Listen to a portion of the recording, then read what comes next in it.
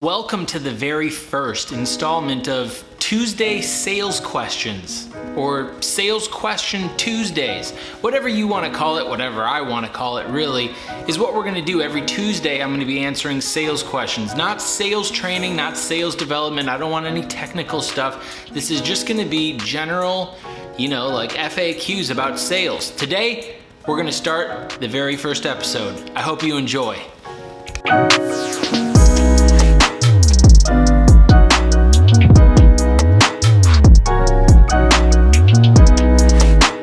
What's up? It's Jordan Stupar. Today, I'm going to shoot a quick video for you, a reference guide to general sales questions. Now, this isn't sales training. This isn't going to be how to cold call, how to pitch somebody, how to follow up, how to close deals. None of that. What I'm going to get into today are some of those general FAQs that people have been asking me like 100 times, and honestly, I'd like to shoot a video so that I can make a link and send it to them when people ask me these general questions, because my thumbs, they're getting a little tired. Some of the questions that I'm gonna answer today deal with, hey, Jordan, should I be a W-2 employee or a 1099 independent contractor?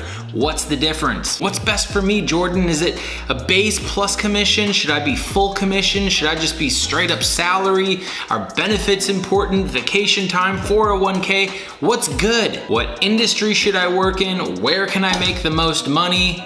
So on and so forth. Over the last 15 years of being a sales professional, I've learned an absolute ton about different payment structures, about commission schedules. Think of this as your dummy's guide to sales. So today, I'm gonna answer all those questions for you. And by the way, if I miss one or there's something that I don't end up covering, leave a comment for me and I'll answer you there. Okay, so I've got my 7 questions here, 7 of the most popular, most frequently asked, most general sales questions, and I've got them printed off so that you can keep track and I don't lose, my train of thought like I know I can. I ask that before we begin that you click the little red subscribe button down there so that I can continue to bring you some value and you never miss a beat. All right, so question number 1, 1099 versus W-2. What's the difference? How does it work? And which one fits me or which one fits you? The difference between 1099 and W-2 is pretty simple. Basically, what a 1099 is and what a W-2 is 2 different forms of paying taxes. If you're a W-2 employee, you're gonna make money or commissions, and then before you get your money in your bank account via direct deposit, via check, whatever, the government is gonna take their cut based on how you fill out your taxes and dependents and whatever. If you're a 1099 independent contractor, it means that you're gonna get paid 100% of the commissions that you earn, but you're also going to have the responsibility of paying taxes on the money that you make. Now, obviously, like most everything else, there's pros and cons to both 1099 and W-2. Let me break it down for you real quick. If you're a W-2 employee, chances are you have a break room, you have an actual schedule, you're probably only allowed to work 40 hours a week, you might have some vacation time, you might even get a 401k, you might get some health benefits,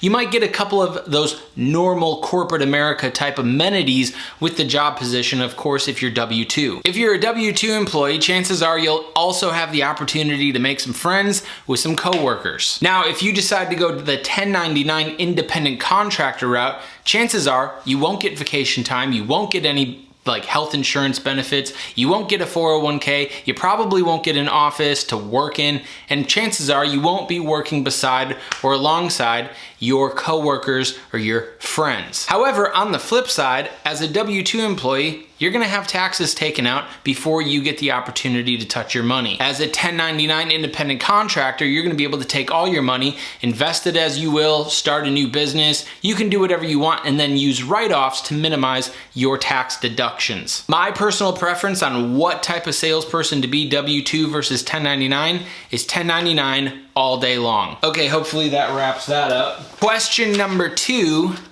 is, do I do full commission, 100% commission, or should I get a base salary plus a commission? This is also a pretty easy answer, I feel like.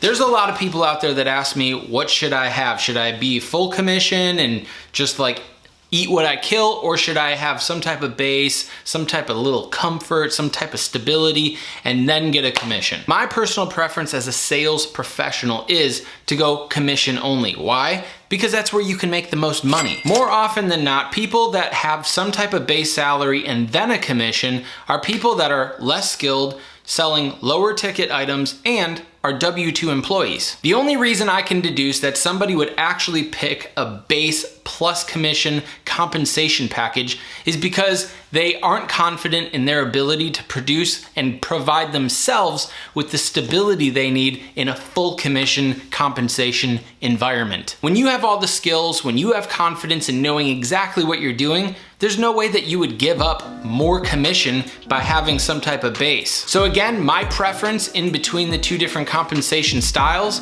is go full commission. That's where you'll make the most money, have the most opportunity, and of course, you'll be able to enjoy the 1099 lifestyle of pushing as hard as you want to and making as much as you possibly can. And now for question number 3. Number 3 is, what industry is right for me? See, the answer for this question is a little bit broad as well, because there's a lot of different industries, there's a lot of different companies, there's a lot of different products, and there's a lot of different services that you can sell. Now, I know a lot of salespeople are out there trying to make the most money that they possibly can, and good for you, that's what you should be doing. However, there is a drawback sometimes when you don't like what you're selling, or even worse, if you don't believe in what you're selling. If you don't enjoy your job or enjoy the product that you're selling, or even believe in its ability to help solve problems for other people, you're not gonna be selling much of it anyway. If you really like the internet or software, or you're kind of a geek and you know code and stuff like that, then maybe you should get into tech sales or some type of software sales where you can be around those types of products and solve problems for customers using those products or services. If you really enjoy sports and real estate, maybe you should start negotiating contracts for land or real estate for stadium developers, or for a new soccer field in your high school, or whatever. Where you're gonna end up finding the most success as a salesperson is when you enjoy selling what you sell and believe in the product that you're actually selling. So my recommendation for anybody trying to figure out what type of industry they would fit in as a sales professional, I would tell you to stick to your guns. Stick to what you know, stick to what you're familiar with, and stick to what you enjoy. I guarantee you there's an opportunity in that industry, because look around you. Everything that you look at has been bought and sold by somebody for money. Question number 4 is, where can I make the most money? Of course, we're salespeople, we're money hungry, we're savages, and we want to get paid. Where can you make the most money? In my experience, the place where you're gonna find the most commission is in big commission, high ticket jobs. Try to figure out for a moment how you could make $1 million in 1 year. If you're selling cell phones, try to calculate how many phones you would have to activate in order to hit that income number. If you're thinking about becoming a real estate professional, all you have to do is figure out how many homes you need to sell, or how many commercial properties you would need to sell in order to make the $1 million. So the place where you're gonna find the most compensation and the biggest opportunity to make the most money is going to be in high ticket, high margin sales. High ticket, high margin sales are not usually something that you're going to find as a W-2 employee with some type of base and then commission.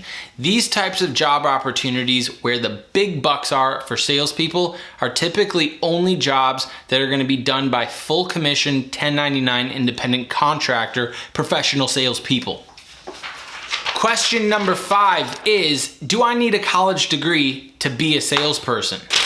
I remember back in the day, jumping on Craigslist and Ladders and Monster, looking at different sales jobs, and somewhere in there they would say, hey, you gotta have a bachelor's, or you gotta have an associate's degree, or you gotta have a degree to be considered for this job. So I know there's a lot of people out there that say in order to get into sales that you would need a college degree. Well, I'll be the first one to tell you that most of the successful salespeople that I know that make the big bucks, not the $70,000 a year, don't even have college degrees. I don't have a college degree, and I made over $1 million as a salesperson in 2 years. Of course, here in America, some corporations, especially the bigger ones, are gonna push their employees to have some type of formal college education, but again, those are gonna be your W-2 jobs with base pay plus commission. Most of those high ticket, high margin, high compensation sales jobs are not gonna require you to have a college degree. All you have to do is train, work smart, and work hard. We're on question number 6 already, can you believe it? Question number 6, will high ticket products make me more money? I think I already communicated the answer to that one. The answer is yes, they will. However, not all the time. Not every single high ticket product is gonna make you a bunch of money. Sometimes there's high margins as well, which means less profitability for the company to actually pay you, so keep that in mind. And the final question for Sales Question Tuesdays is, whoa, the printer screwed up on this one. Can full commission sales jobs offer financial stability? The easy answer to this one is yes, absolutely you can have financial stability with a full commission sales job. Just because you're not guaranteed to make any money whatsoever from the company that you're working with doesn't mean you're not guaranteed to make money. The best way to guarantee financial stability in a full commission sales job is to get really damn good at it. That's gonna require you to learn, to train, to study, to work, and continuously improve your abilities so that you can maximize opportunity. The reason again why most people end up at some type of base pay plus commission salaried job as a salesperson is again because they do not put in the training, they do not put in the effort, they do not put in the time, and they don't put in the work necessary to improve their skills and their abilities when transacting with a customer in order to generate financial stability in the first place. Thanks so much for watching. I hope that you really enjoyed this and I was able to answer some of your sales questions. If you have more sales questions or specific questions that I didn't get to in this video, drop a comment down below. And don't forget to subscribe to this channel so that you never miss anything sales related ever again. We'll see you guys next time.